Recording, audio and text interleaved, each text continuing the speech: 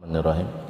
Yang pertama kalimatnya begini, ana indazoni abdibi, aku tergantung prasangka kamu. Itu kalimat pertama hadisnya. Ana indazoni abdibi, kata Allah, ini hadis qudsi nih.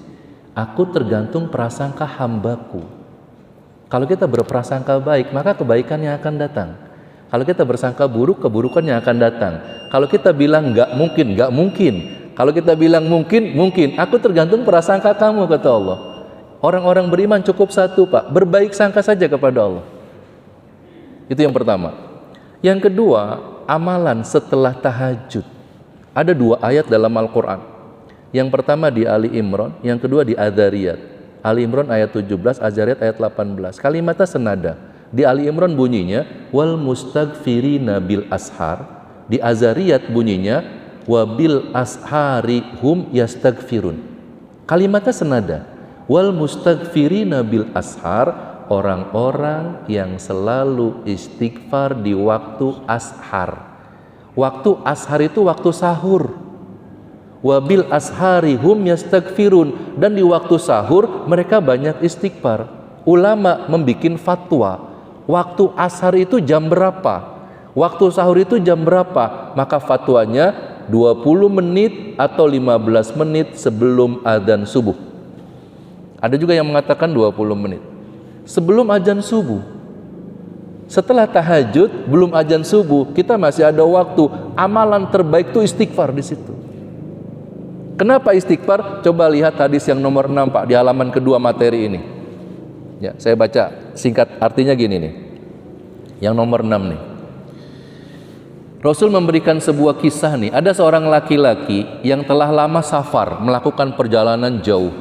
Rambutnya kusut, badannya kotor, penuh debu. Kemudian dia berharap, punya ingin sesuatu dengan hajat-hajatnya kepada Allah. Dia mengangkat tangan. Ya Rabb, wahai Tuhanku, tolong aku. Minta apa saja dia. Apa kata Rasul? Padahal makanannya dari barang yang haram, minumannya dari barang yang haram, pakaiannya dari yang haram, diberi makan dengan makanan yang haram. Bagaimana Allah akan mengabulkan doanya? Apa maksudnya? Maksudnya kita butuh ampunan, Pak. Kita butuh ampunan. Sehingga para ulama tasawuf pada akhirnya mereka memberikan satu kesimpulan akhir, istighfar itu akan mewakili semua hajat-hajat kita. Ada nggak yang haram yang pernah kita lakukan dalam hidup kita? Ada. Dipastikan banyak. Yang haram yang pernah kita lakukan, yang haram yang kita makan, baik zat ataupun sifatnya, baik sumber ataupun jadinya. Yang haram pasti ada. Maka pada saat itu kita berteriak sekalipun, kata Rasul, Ya Rabb, gimana Allah mengabulkan doa kamu yang haram banyak pada diri kamu? Maka Allah jawab di surah Az-Zumar ayat 53, jawabannya, la taqnatu min rahmatillah. Jangan putus asa hambaku, walaupun dosa kamu sudah banyak sekali. Innallaha yaghfiru dzunuba jami'a, sesungguhnya aku Allah akan mengampuni dosa-dosa kamu semuanya. Nah, karena itulah yang kita utamakan taubat, banyak istighfar dan sholawat. Amalan terbaik sebelum subuh itu istighfar, Pak. Nggak ada lagi. 2 ayat kita dapatkan dalam Al-Quran. Istighfar itu akan mewakili hajat kita. Kita punya keinginan nih, kita nggak sebut pun nggak apa-apa. Kita sedang mengalami keburukan, kita sedang mengalami kejelekan, kita sedang mengalami kesedihan. Pak, Nabi Ibrahim itu nggak pernah tahu kalau apinya bakal jadi dingin, Pak. Nabi Musa itu nggak pernah tahu kalau tongkatnya bisa belah lautan, nggak tahu, Pak. Hitungannya detik, hitungannya menit, tapi dia nggak tahu. Tapi ketika Allah berkehendak, kita mengalami kesulitan nih, kita tahu nggak besok yang terjadi apa buat kita? Nggak ada. Ada kebaikan kita di depan kita yang kita nggak tahu. Lalu Nabi Ibrahim kalau dia tahu apinya bakal jadi dingin, ya mungkin dia sudah nyantai-nyantai. Ini enggak, Pak. Dia nggak tahu sama sekali. Nabi Yunus itu nggak tahu kalau dia bisa keluar dari perut ikan. Sama sekali nggak tahu. Kalau Nabi Musa tahu tongkatnya bakal bisa membelah lautan, ketika Bani Israel bertanya, Musa, angkat tanganmu, berdoa kepada Tuhanmu agar kita bisa diselamatkan, kata Bani Israel. Kalau Musa tahu tongkatnya bisa belah lautan, dia akan ngomong, kamu tenang aja. Akan dia bilang begitu oleh Nabi Musa itu. Kalau kamu nyantai aja, tenang aja, ntar ini bisa belah lautan. Nggak tahu Nabi Musa. Dia jalan ke tepian pantai, dia angkat tangannya tinggi-tinggi.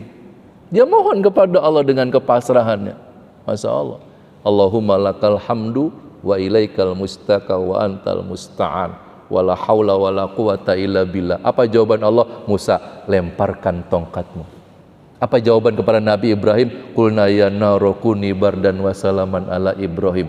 Api yang Allah suruh, api, dingin kamu, berikan keselamatan buat Ibrahim. Kita nggak tahu entar sore yang terjadi apa kebaikan buat kita. Jadi istighfar itu dia mewakili hajat-hajat kita. Ada waktu super ketika doa diijabah. Salah satunya sepertiga malam yang akhir. Itulah waktu sahur. 2 ayatnya tuh Pak. Wa bil ashari hum yastaghfirun. Di waktu sahur mereka banyak istighfar.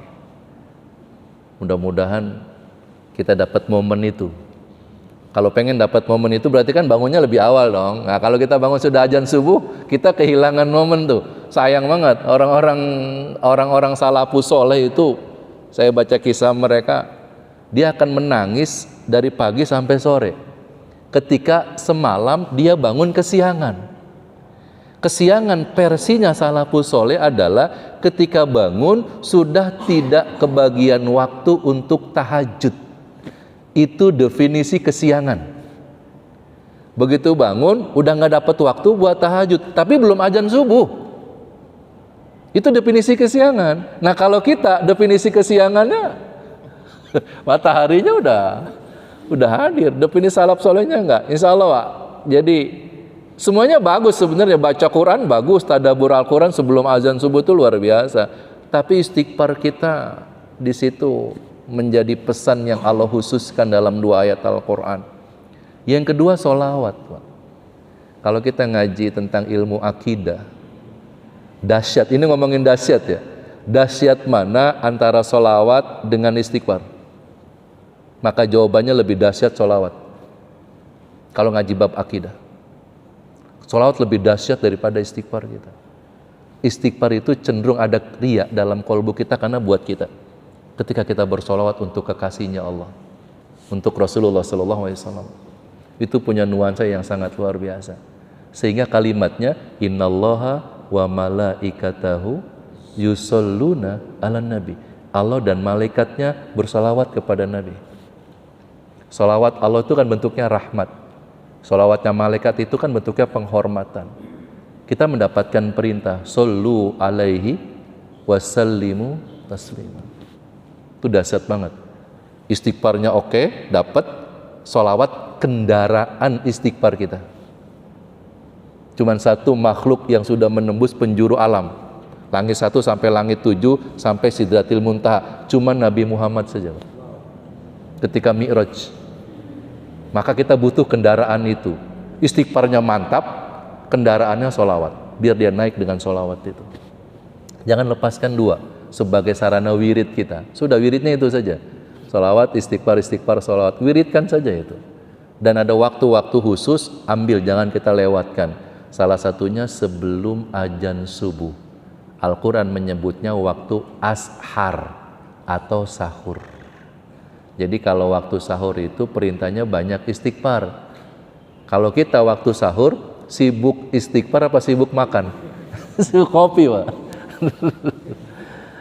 Cukup ya? Cukup? Satu lagi boleh menyimak tentang akad jual beli jasa.